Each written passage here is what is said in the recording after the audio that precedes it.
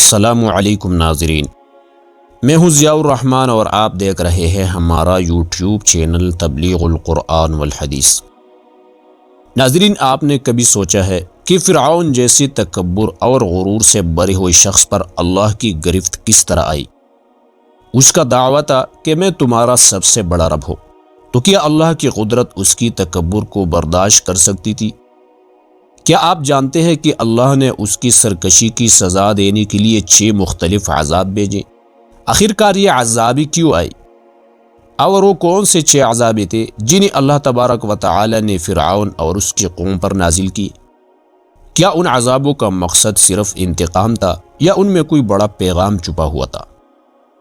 تو ناظرین، آج ہم قرآن و حدیث کی روشنی میں فرعون کے عذابوں کی حقیقت کو جاننے کی کوشش کریں گے، لہٰذا آپ سے گزارش ہے کہ ویڈیو کو آخر تک ضرور دیکھیں گا۔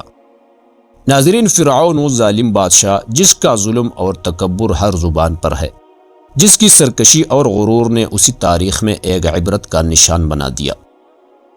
ہر کوئی اس کو ظلم کی علامت کے طور پر جانتا ہے، لیکن کیا آپ نے کبھی سوچا کہ اس کی سرکشی کا انجام کیا تھا؟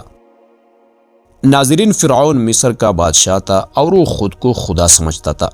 وہ کہتا تھا کہ میں تمہارا سب سے بڑا رب ہوں، جیسا کہ سورہ نازعات میں اللہ تعالیٰ کا فرمان ہے، فَقَالَ أَنَا رَبُّكُمُ الْأَعْلَى۔ ترجمہ، تو اس نے کہا میں تمہارا سب سے بڑا رب ہوں۔ تفسیر ابن کثیر کے مطابق فرعون کی سرکشی اتنی بڑھ گئی تھی کہ وہ لوگوں کو اپنا غلام سمجھنے لگا تھا۔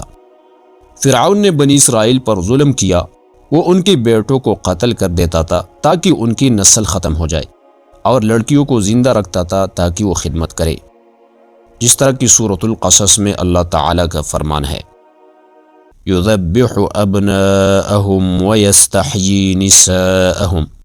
ترجمہ، وہ ان کے بیٹوں کو قتل کرتا اور عورتوں کو زندہ رکھتا تھا۔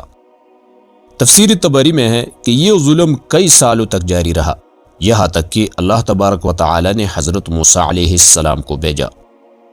اللہ تعالیٰ نے حضرت موسیٰ علیہ السلام کو فرعون کے پاس بھیجا، جیسے کہ قرآن کریم میں اس کا ذکر ہے، اذهب الى فرعون انه طغى۔ ترجمہ، فرعون کے پاس جاؤ، بے شک وہ سرکش ہو چکا ہے۔ حضرت موسیٰ علیہ السلام نے فرعون کو اللہ کی طرف دعوت دی، اور موسیٰ علیہ السلام نے اس سے کہا کہ وہ اللہ کے سامنے سر جھکائے اور ظلم سے باز آ جائے، لیکن فرعون نے اپنی تکبر اور غرور کی وجہ سے حضرت موسیٰ علیہ السلام کی بات کو نہ سنا اور ان کی دعوت کو رد کر دیا۔ جب فرعون نے حضرت موسیٰ علیہ السلام کی بات نہیں مانی تو اللہ تبارک و تعالی نے ان پر 6 عذاب بھیجے تاکہ وہ سبق حاصل کرے، جس کا ذکر اللہ تبارک و تعالی نے سورۃ الاعراف میں کیا ہے۔ اللہ تعالی کا فرمان ہے، فَأَرْسَلْنَا عَلَيْهِمُ الطُّوفَانَ وَالْجَرَادَ وَالْقُمَّلَ وَالضَّفَادِعَ وَالدَّمَ۔ ترجمہ، تو ہم نے ان پر طوفان، ٹڈیا، جوے، مینڈک اور خون بھیجا۔ ناظرین، ان عذابوں میں پہلا عذاب طوفان کا تھا۔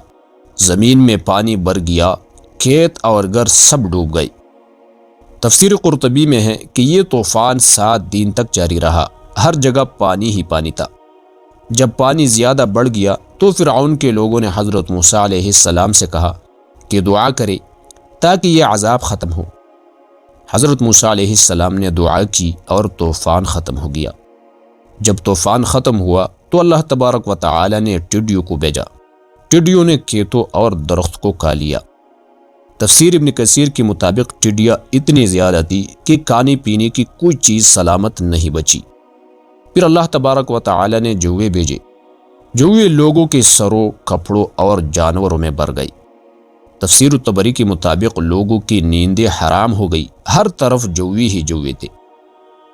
چوتھا عذاب مینڈکوں کا تھا، ہر طرف مینڈک بھر گئی۔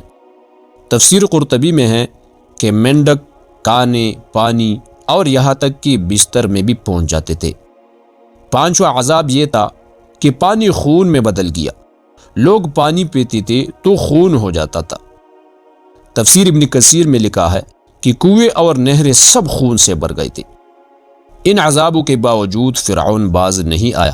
اللہ تبارک و تعالی نے حضرت موسیٰ علیہ السلام کو حکم دیا کہ بنی اسرائیل کو مصر سے نکال کر لے جائے۔